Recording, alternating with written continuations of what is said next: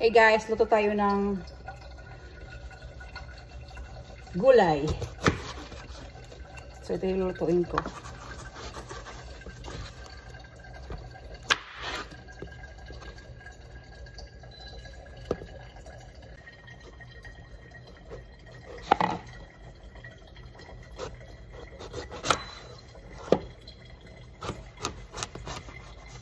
Uy, puting-puti oh.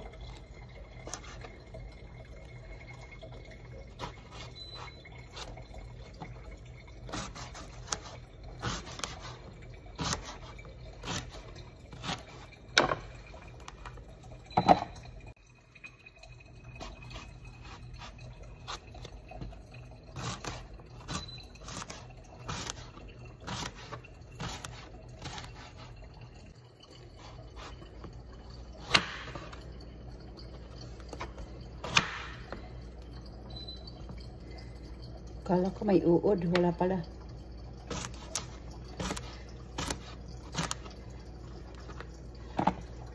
Ito guys, yung kalabasa ko, naka-frozen siya.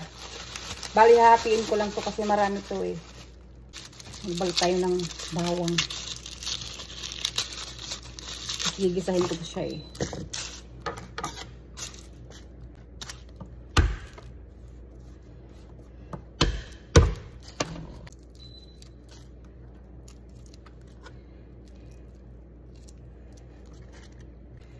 Tapos ngayon sibuyas naman ating anuhan.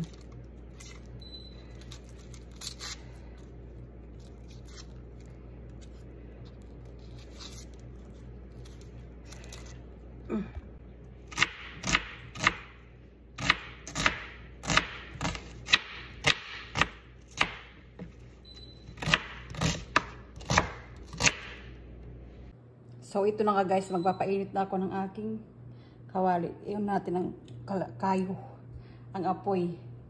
So ito yung aking gugulay, yung kalabasa na frozen, tsaka coconut milk, then talong. Tapos ito yung mga ingredients ko. Okay. So guys, mainit ng ating kawali. Maglagay tayo ng mantika. So igisa na natin ang ating sibuyas.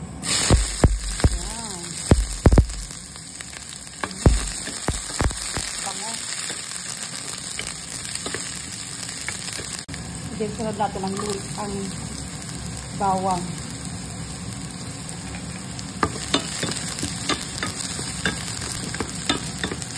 Bango-bango. Sunod natin ang ating kalabasa na frozen.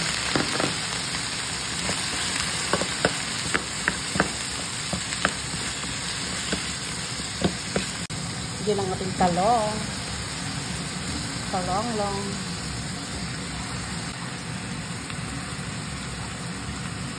Haluin lang natin.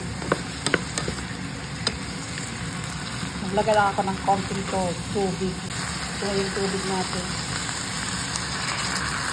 Then maglagay ako ng asin, paminta, at saka bitchin. Haluin lang natin.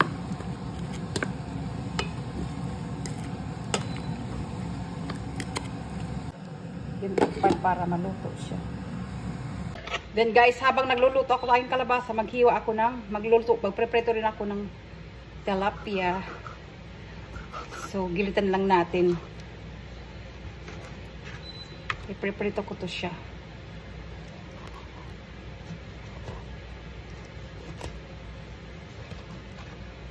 So, bali kasi hinati ko lang siya kasi di ko mauubos. Lagyan natin ng asin at saka paminta.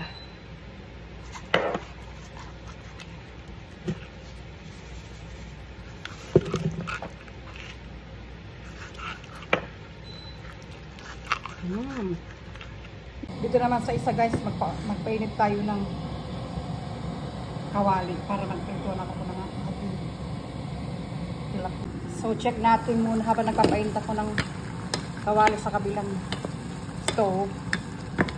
So check natin kung kamusta yung gulay natin.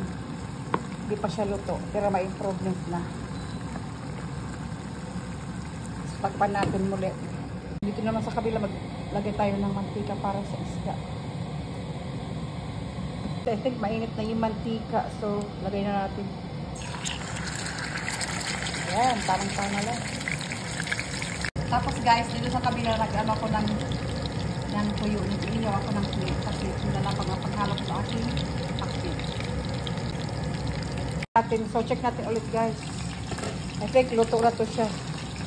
Oo, luto na to. Luto na siya.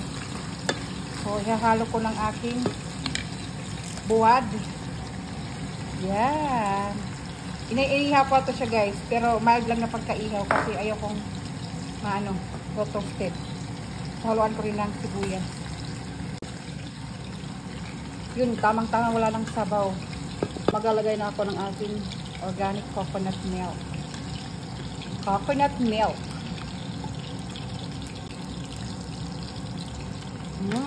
Dapat. So, okayin natin para mamix siya. Kapantay yung lasa. Sarap. Sarap niya. Tabuyan. Magdagdag lang ako guys kasi ano lang, kulang pa eh.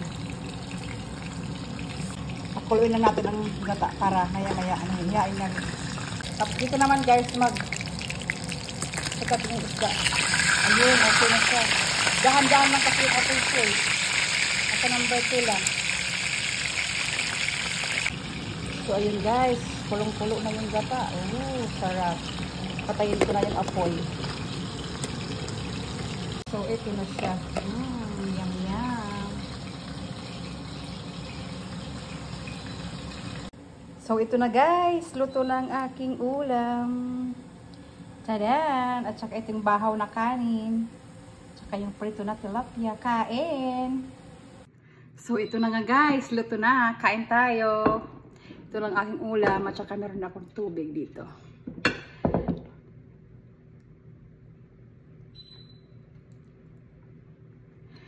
Okay, kain tayo. Okay.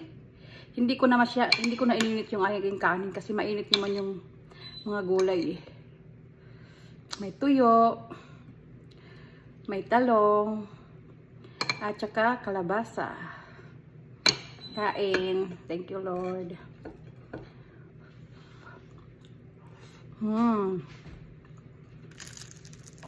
Ang isda, tilapia.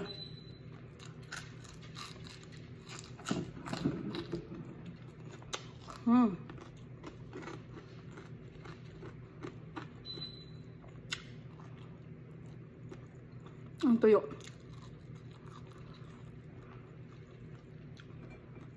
The best na kapag bahaw. Yung pinapang-partner mo nito.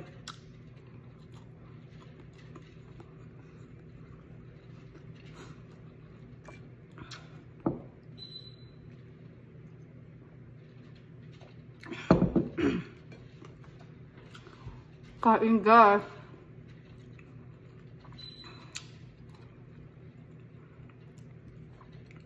Pagkain Pinoy ang the best.